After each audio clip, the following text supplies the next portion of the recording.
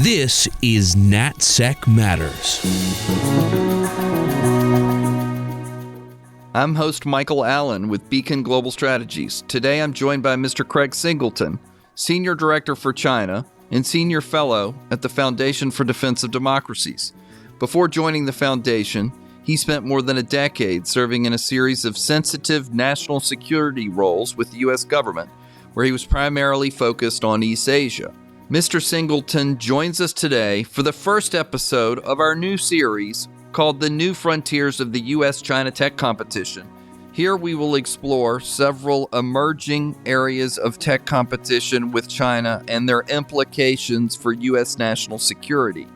Stay with us as we speak with Craig Singleton.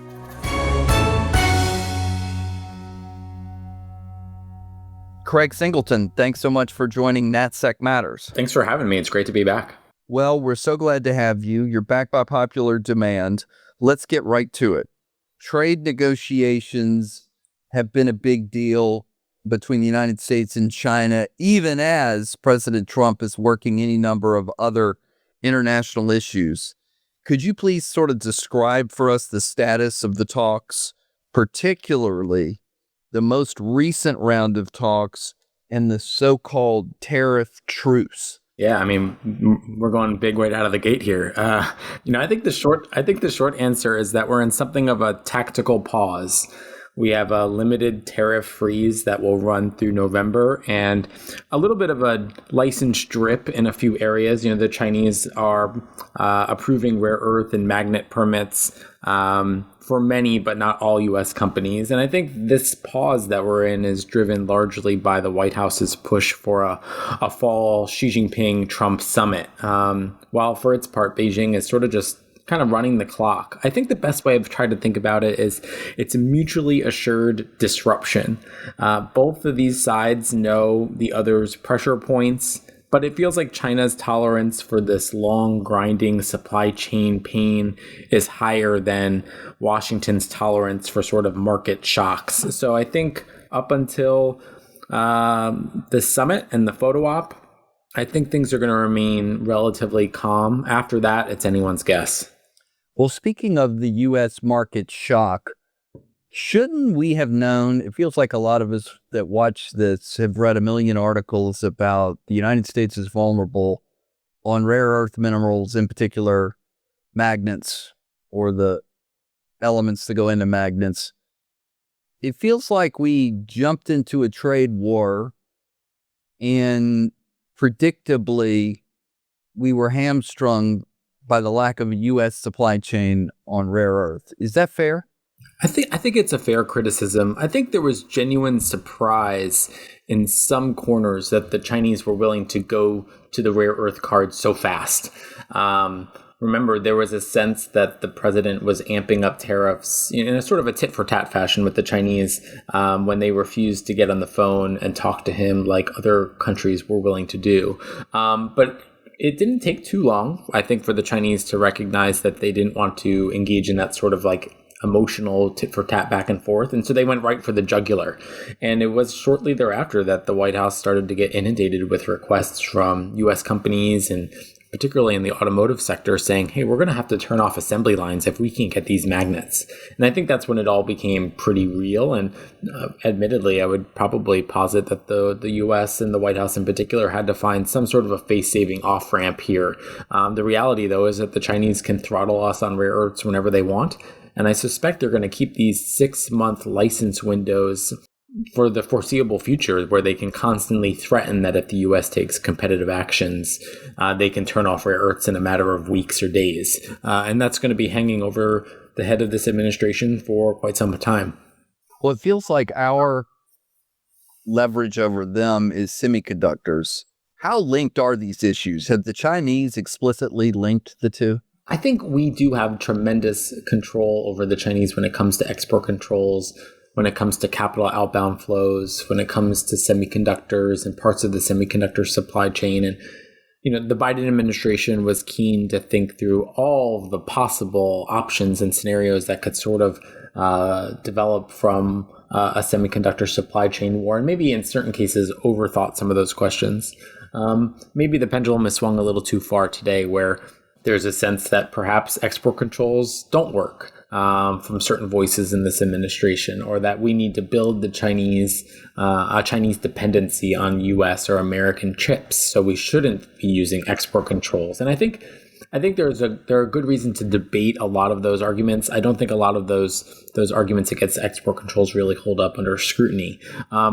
But ultimately, at the end of the day here, it does seem like we're developing some sort of like a niche and bespoke series of carve-outs for certain companies like NVIDIA, at the same time that we are relinquishing a lot of our leverage on a supply chain and export controls in exchange for seemingly nothing. Well, let's go right there to NVIDIA, because this has just been sort of ongoing back and forth here. But for the benefit of the audience, will you just explain what the H20 chip is? Yeah, the H20 chip was designed specifically for the Chinese market. Remember, the Biden administration put into place a series of controls thinking about, they called it the AI diffusion network. But I think ultimately what they were thinking about was, how do we prevent China from getting its hands on the most advanced semiconductors? And the reason, of course, is because there are clear indications that China's military and intelligence apparatus, and including Chinese companies linked to China's military, were placing massive orders for these chips and incorporating them into their supply chains and building new AI models. And that was, I think, fairly frightening to Democrats and Republicans alike here in D.C. So some of those constraints were put into place to say, well, you can only provide certain chips to China that have certain parameters and certain characteristics. The H20 was sort of born from some of that slicing and dicing on just how far, just how advanced were we willing to let China go in terms of accessing U.S. chips. Yeah, and it feels like there's a significant number of China hawks around town, particularly in the Congress, that felt like the NVIDIA H20 had maybe not the state of the art, but certainly enough capability that the United States should be nervous. Do I have that right? Yeah, it's been called like America's fourth best chip. Even the Commerce Secretary has sort of bandied about that line, but it really, really misses the point. It still leapfrogs anything that China can build on its own, or at least that we know about. And we have to remember that with capacity tight, every unit sent to China is one that's not available to U.S. or allied developers. There are real trade-offs here, and ultimately, even our so-called fourth best chip is still their first best option. So why would we want our adversary to get their hands on something like that? And I think the Democrats and Republicans all understand what's at risk, and the idea that the Chinese could leap ahead in AI or really develop frontier experience is something that I think keeps a lot of people up at night. Is it a fair analogy to say we wouldn't sell the Chinese our fourth best fighter? So why should we do that here? There's a good argument to be made, and a few folks have made it around town, Matt Pottinger, Eliza Tobin, others, that would we have sold the Soviet Union nuclear missiles? And the counter would have been, well, if we don't sell it to them, they'll make their own. But I think in the case of China and semiconductors, that analogy does hold up quite well. China's push for semiconductor dominance and self-sufficiency began long before any of the current administration, even the prior administration, their export controls and their restrictions and their concerns about these about semiconductor supply chains and the future of AI. And I think we just have to sort of ask ourselves, like, whether we want to willingly provide this cutting-edge technology to an adversary that is so clearly and explicitly weaponizing it and seeking to incorporate AI and its own AI stack into all aspects of its military modernization. Those are real risks, and there's plenty of evidence to show that these chips have ended up in China's military and in its supply chains that are linked to its intelligence apparatus, and even companies, again, like so linked to the Chinese Communist Party that ultimately, we would have to ask ourselves, like, why would we do that? Every chip sold to China is one not sold to the U.S. or an allied country. We should probably be redirecting those chips towards ourselves, not towards our competitor. Yeah. And so NVIDIA argues, well, not only are we not giving our top shelf items to the Chinese, but the U.S. semiconductor market needs, or manufacturing base needs, a market like China because, and we've heard these arguments for years, we derive revenue for them, which allows us to pull it back into R&D, which allows us to keep our lead.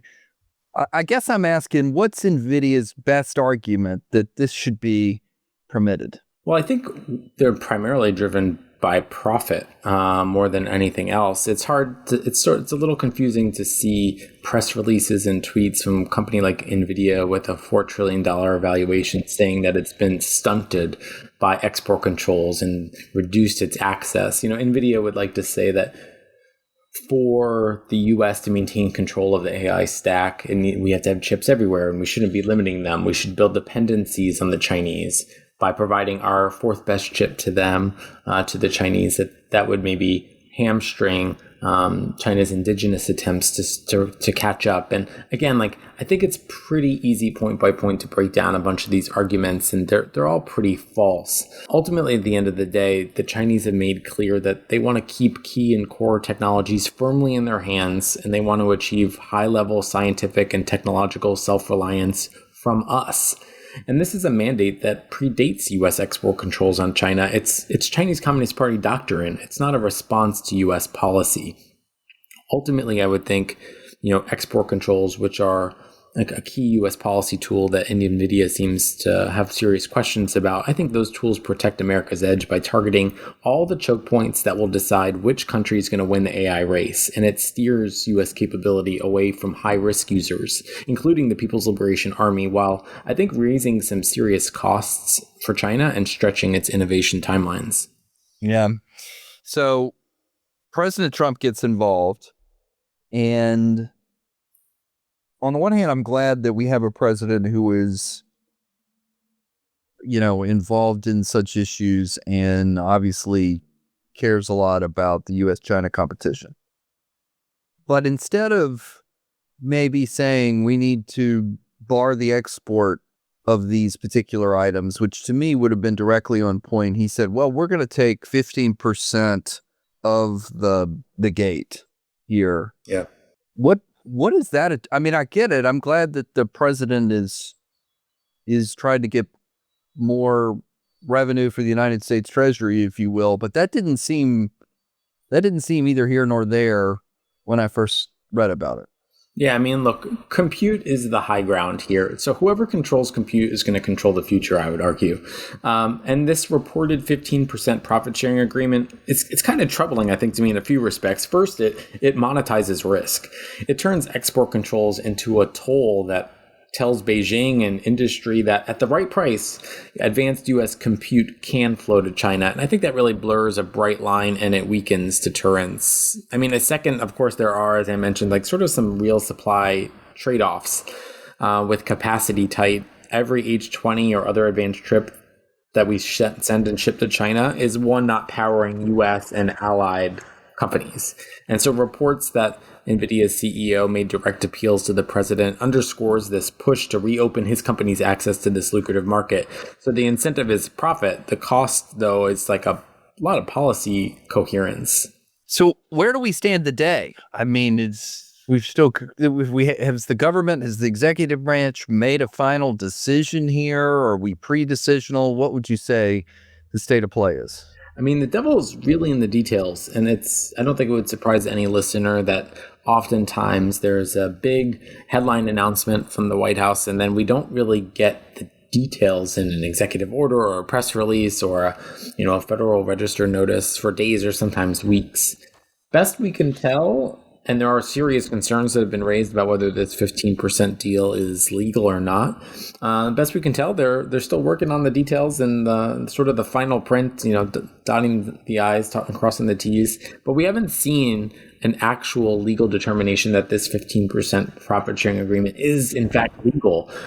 Whether the chips are flowing and the licenses are approved, again, I think we're all sort of piecing it together, but it's about as clear as mud. Yeah. Okay. Well, so much more to come on this particular issue. Let's stay here in the same vein as semiconductors, if you will. A big part of the U.S.-China technology competition. Tell us a little bit about polysilicon and I know you recently submitted some comments to Commerce about an investigation they're doing into that industry, but take it at the 101 level and tell us what it is. We're really going to nerd out here, I think. Let's do it. Yeah. All right, so polysilicon is ultra pure silicon. It's like the feedstock for semiconductor wafers and the core materials in a lot of solar panels. That's what makes it a national security input sort of twice over. It underpins the Defense Department's secure mission-grade chips. Like, think the radiation hardening electronics for satellites and communications. But it also powers part of this AI-era energy build-out that our economy and defense networks increasingly rely on. Now, Beijing has been subsidizing and overbuilding and consolidating this sector, leaving Chinese champions with really outsized market power. And a lot of that capacity actually sits in Xinjiang with forced labor risks that trigger a lot of legal and ethical exposure for U.S. buyers. And so the result is a single point of failure. If China squeezes polysilicon supply or prices, we feel it in both chips and power. So it's something that we really have to start focusing on a lot more. Okay, great. And so I get it's a big national security issue, but tell us a little bit about the Commerce investigation. Yeah, so I mean, one of the things that's most interesting right now is the series and the large number of investigations that the Commerce Department and the U.S. Trade Representative's Office have undertaken on a bunch of issues that involve Chinese overcapacity and dumping and price and market manipulation. This just happens to be one that they're really looking into, and I think rightly so. Look, China watchers have seen this movie many times over. It's, China executes this sort of like a 5-lever playbook. It involves they have to source something, right? So they source polysilicon in Xinjiang and other low-cost hubs with discounted coal power and land and tax holidays. Then they subsidize the producers via state banks and provincial funds to jumpstart production.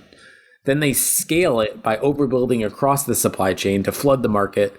Then they squeeze all of their rivals with below-cost pricing, and then they force consolidation into national champions. And then finally, they steer demand with domestic content rules, sort of like long-term offtake contracts, and they channel all the purchases to PRC firms. And when they do that, we all inherit a choke point, and that's what's happening on polysilicon. On polysilicon, would you say that China already dominates the sector, or we're trying to get ahead of the game before they do? This is an area where they have a pretty far ahead lead. They're in a position to dictate price and pace for all of the feedstock behind trusted mission grade chips and the solar capacity powering all these AI era data centers that we're establishing. So because they can throttle us, it can create program delays. It could be coercive leverage in a crisis for them.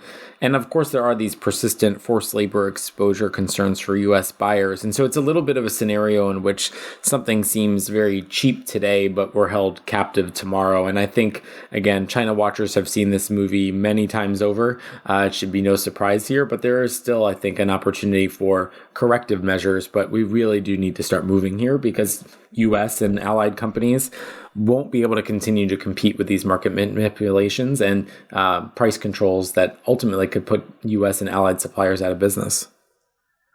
So as you ably explain, this is the typical Chinese playbook.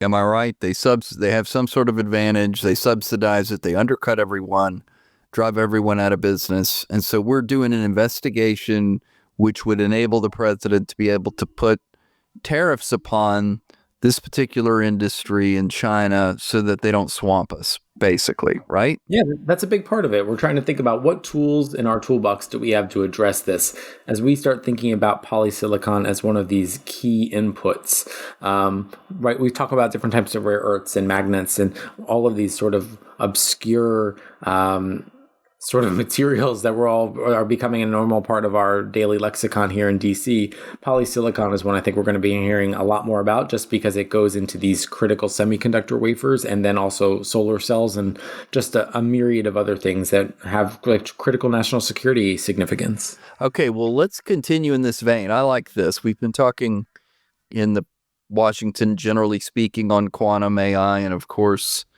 semiconductors, but let's go into a couple of other areas which are integral to the U.S. technology race. Let's talk about LIDAR. LIDAR is, I think, something we've been hearing about in the tech world, intelligence world for some time. Tell our listeners, what is it and where does it sit in the strategic technology race? Yeah, I mean, LIDAR really does sit on the front line of the tech race as a decisive edge sensor. So LIDAR is a laser-based ranging system, and it builds these precise 3D maps in real time, which is why it's just become a standard technology in autonomous vehicles and ports and rail yards and smart city traffic systems. And those same capabilities are really migrating across to the battle space too. So ISR and terrain mapping and target acquisition and autonomous logistics and loitering munitions, these are all areas where you see LIDAR being incorporated. And the reality is that Chinese firms, heavily subsidized and integrated into China's military civil apparatus, they hold a large share of the global LIDAR market. And that creates two risks. One is supply chain leverage, which we're seeing in the magnets and polysilicon and others. And also like sensor as entry point vulnerabilities, right? Think about these sensors. They get remote updates. They have data exfiltration opportunities, and there can be shutdown risks, especially if their hardware rides inside U.S. infrastructure or defense systems. It's very similar to some of the fears that we all have about Chinese cranes at U.S. ports. And so the bottom line on LIDAR, though, is that control of LIDAR supply and standards is going to shape who owns all of this critical infrastructure awareness. And if we trust, sort of source everything from a trusted vendor, we can harden ourselves against this threat. The good news, right, is that policymakers are just really starting to dig into LIDAR. It suggests that we could see some solid momentum on this issue in the next year or two, maybe just in time to prevent China from completing a total market takeover and for us to have to live through that movie in one more sector one more time. Yeah, that's something else to worry about. So these technological maturities that you're talking about between the U.S. and Chinese, let's call it the leading companies. I mean, how do they compare? Or is the United States in the lead now, or are we about to lose it? Yeah, I mean, it's a bit of a split screen, I'd say. Like, US and allied firms can often lead on like performance and assurance, but unsurprisingly, PRC firms lead on volume and I guess price. So like US companies, they all come with strong safety certifications and far better cyber and firmware assurances than anything the Chinese can offer, of course. And these are probably the right fits for defense and US critical infrastructure programs that need reliability and range and secure update pipelines. China and like companies like Hesai and others, they ship the largest volumes into this auto market. They use very aggressive pricing, fast iteration, and very tight integration with domestic OEMs. And what that does is it sort of amplifies this concerning like sort of military civil fusion here. So I think the Chinese are catching up technically, but their edge today is really cost and scale, maybe not frontier performance, but because they're cheap, they're everywhere. I think if we're going to sort of compare the two, there are really credible non-Chinese options on the market today. And the risk, though, is that all of this Chinese volume and price setting sets up a de facto standard, and it crowds out all of these other trusted suppliers who really can't compete. And this is going to be something that we start thinking about, especially as LIDAR gets incorporated into nearly every aspect of our daily life, whether it's the car you're in, whether it's the drones going over our pipelines to check for deficiencies, whether it's mapping wildfires, whether you hit the gas at a four-way stop. I mean, this is really the technology that's going to be incorporated into all of our lives, and almost no one knows anything about it. Yeah, that's interesting. We're going to take a quick break, and we'll be right back with more of our discussion with Craig Singleton. Beacon Global Strategies is the premier national security advisory firm. Beacon works side by side with leading companies to help them understand national security policy, geopolitical risk, global technology policy, and federal procurement trends.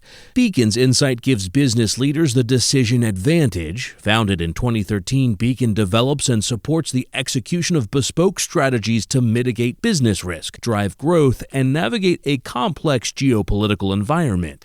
With a bipartisan team and decades of experience, Beacon provides a global perspective to help clients tackle their toughest challenges. Drill a little bit down further into, let's say, the military applications thereof. Maybe maritime is a big deal, certainly aerospace, but see if you can explain to our listeners a little bit more about why this is a critical national security issue.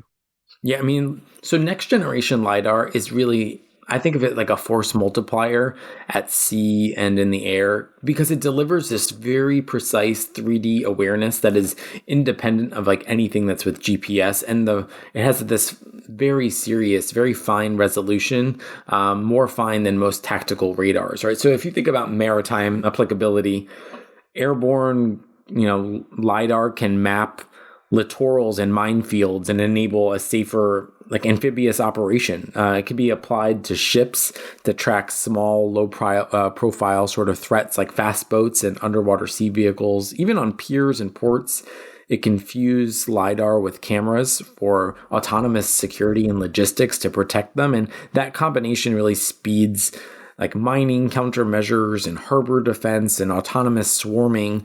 All of it's automated as well. I think aerospace is another one where we start to sit back and think about LIDAR gives us terrain following and sort of map of the earth navigation without GPS. So it builds these high quality maps that could be used for strikes or UAV swarms. And why it matters is like as military forces field this high performance LIDAR, the militaries that have it are going to be able to sort of see first, fly lower, strike smarter, and even defend closer in contested electromagnetic conditions. And so that's why this technology on the edge is just so critical. And we're going to start to see it incorporated into warfare. I mean, it already is. Okay, that's terrific. So one last question. Is this already subject to U.S. export control restrictions or even CFIUS? Yeah, I mean, like we've only scratched the surface here. CFIUS has scrutinized some PRC stakes in U.S. LIDAR startups, and the U.S. has designated one Chinese LIDAR leader called Hesai as a 1260H or Chinese military company, which is really a warning flag for federal procurement.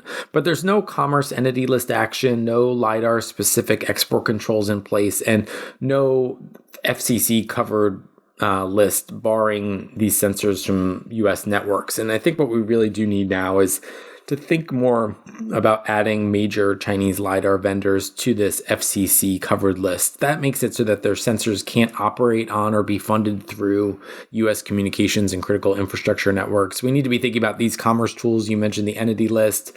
Think about military end use rules to control sensors and firmware and, all the things that go into LIDAR. And perhaps we need to go as far as to condition federal grants and procurement for the Defense Department or transportation or DHS to source LIDAR for their systems only from trusted suppliers, and to sort of require regular updates on what that looks like. So I think we have a lot of time to do this. There are plenty of allied alternatives, but we really do need to close these gaps before Chinese LIDAR becomes embedded across all of our defense and critical infrastructure.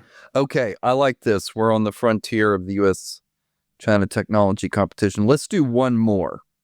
And I noticed that you had an article in the National Interest. It was about Chinese dominance in display technologies. Are we talking about the F-35 helmet display, or what are we talking about, and what does this mean for our competition with China? Yeah, we really take displays for granted. Advanced displays aren't these sort of nice to have consumer parts anymore. They're sort of the visual nervous system of a lot of our modern tech and defense. So you have OLED and mini LED and micro LED, and all of these now shape what our military operators see, how fast they decide, and whether critical systems can stay online in a crisis. So think about it this way, like there's an operational hedge to these displays. You can have these very strong, high contrast, low latency displays that enable very clear cockpit and helmet mounted displays, right? Think better night vision. And it affects everything like targeting and deconfliction. And I mean, we're talking about like medical triage and military or battlefield ICUs. So you have this operational edge that comes with the display. And then you have a cyber physical risk, right? Because the Chinese produce the majority of these display panels, firmware or these update pathways, they become these potential attack surfaces for, remote bricking or blackouts. And those could turn all of these screens that we take for granted into sort of strategic kill switches for our aircraft and our ships and our hospitals. It's a vulnerability. If we don't dominate the market or we don't have confidence in our own technology, it's a cyber almost vulnerability. Cyber, and then there's the supply chain leverage. I mean, Beijing's dominance extends to all of the inputs into this market as well. Think about like the specialty glass and the oxides and the gases that go into making these things. So even if you get past the Chinese being a massive producer of displays, they can throttle us like they have on rare earths and magnets on all of these inputs. And that could be weaponized against us. And that would have some pretty serious industrial consequences, right? Like they can price everything low. They can power them by subsidies, right? They could squeeze out these trusted competitors. They can tilt the standards.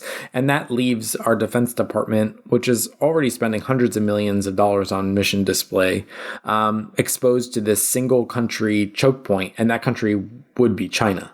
Yeah. So are there any companies that are rising to the top here, Chinese companies that we need to know about? Yeah, I mean, there's a bunch. And again, we always get into a little bit of an alphabet soup here, but, BOE and CSOT and HKC, right? These are all these companies that have come out of and been born out of massive Chinese subsidies and state-backed support. Now, these are not necessarily always, maybe we shouldn't think of them in the same way per se as like a Huawei or a Tencent. These are really sort of like component kingpins, and they control the hardware, the panel hardware, and these key inputs through this heavy state subsidy and China's military civil fusion. And so the leverage is quieter, but I think comparable, right? So if Huawei holds network control, all of these firms in the display market hold the screens, from phones and TVs to cockpits and command consoles. That gives Beijing just tremendous pricing power, supply choke point threats, and potential firmware attacks across global systems. And that's something we need to really wake up to. So looking across all of these issues, I mean, we've talked about semiconductors, we've talked about polysilicon, which is related to that, LIDAR display. This is just kind of giving me a sense that this U.S. technology competition is just a lot broader than is in the common everyday discussion about the U.S. strategic competition with China. Yeah, I mean, tech competition has sort of turned, it feels like, they'd sort of turned export controls and industrial policy into grand strategy just by other means. And I think one of the key aspects here that we have to think about is allied coordination. It's certainly better than it was, but the coalition's discipline is, I think, pretty fragile here, and that has grand sort of geostrategic implications. I think a lot of the moves like the recent H20 carve out confuse our partners. We tell them not to sell into China's compute stack, then we appear to greenlight US sales, and that whiplash invites a lot of hedging that I think is really counterproductive to US national security long term. Yeah, we're doing that maybe to our allies in a couple of areas that I can think of. I can see how it could come back to us. So just a second on, and I used to work some of these issues when I was in the government, but it just feels like this is really, really broad. Do we have enough U.S. government expertise across the board to be able to track all of this? Do we have the public-private partnerships with U.S. non-governmental experts to be able to understand these things? Are we in a good position to be able to win the race on this expanding battlefield? I think the answer is a little bit of a yes and a little bit of a no. The number of these core cutting edge technologies, we seem to be adding a new technology to this list all the time. And that's just because the private sector is innovating so quickly and being able to scale and get to market new cutting edge technologies that are really going to drive the next industrial revolution here. So that's the good part of this. I mean, there's a tremendous driver of growth and employment and prosperity in the United States, but we are going up against this very capable competitor that has very clearly outlined the core cutting edge technologies that it wants to control in its hands. The Chinese have mobilized themselves from top to bottom through policy doctrine and subsidies and state backing and personnel and their education system. They have oriented themselves towards controlling these key factors.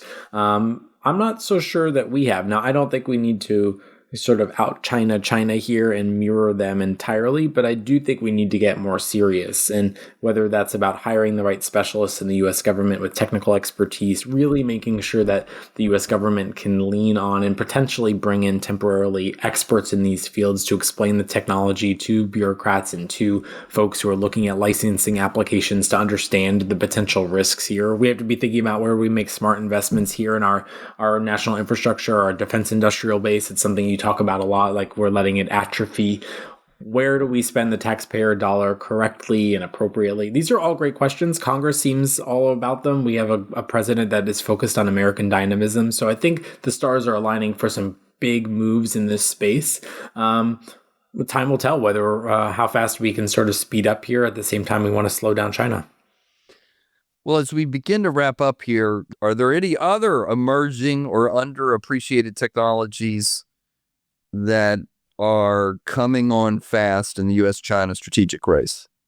I think one we didn't get into is biotech. I think it's really underappreciated. I think it's the next semiconductors. I think Beijing treats genomics and gene editing and synthetic biology as strategic industries under firm CCP control, right? They like to marry these civilian labs to the People's Liberation Army through biosecurity laws and military civil fusion. And the risk is big. It's data and tools, right?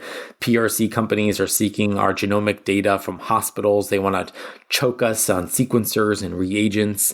And so we really need to understand, like, where is all of our information going? And that, because it enables surveillance and coercion and maybe even tailored biological threats or human performance programs, super soldier programs. These are real things in China.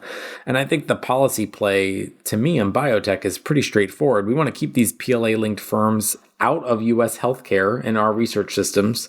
We want to require maybe domestic custody of genomic data. I want my DNA held in the United States. And I think we want to friendshore some of these critical biotech inputs, because if we let Beijing set the terms of what is the bioeconomy, I think we'll end up importing both the tools and their rules. Kind of handicap us as your last question. I have seen for years ASPI, which is the Australian Strategic Policy Institute, always has a breakout of where the U.S. and China and others stand in some of these technological competitions. But have we lost decisively in any of the main areas in the strategic competition? Are we still in the race on most everything? In other words, we haven't lost anything yet, have we? I think there's never, science is never settled, right? There maybe are settled scientists, but science is never settled. I think so many of these technologies are adapting and moving and innovating so fast that even things that we have on our current list may or may not be applicable so much in the future. I don't think we've lost, but in some cases we're pretty late. China is sprinting. It feels like the US is jogging. China has all these advantages, scale and subsidies and state-directed strategy, but our edge is in alliances, in our innovation ecosystem, trust in markets.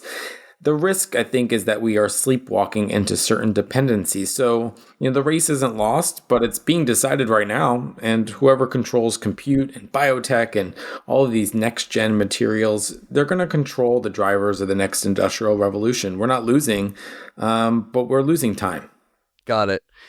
Craig Singleton, thanks so much for rejoining the podcast, NetSec Matters, and we look forward to having you back again soon. Yeah, no, thanks so much. That was Craig Singleton. I'm Michael Allen. If you enjoy listening to NatSec Matters, please leave us a rating and a review. We'd love to hear from you. If you're interested in becoming a sponsor, please email our team at bgs@bgsdc.com. You can also find this email in the show notes. Please join us next week for another episode of NatSec Matters.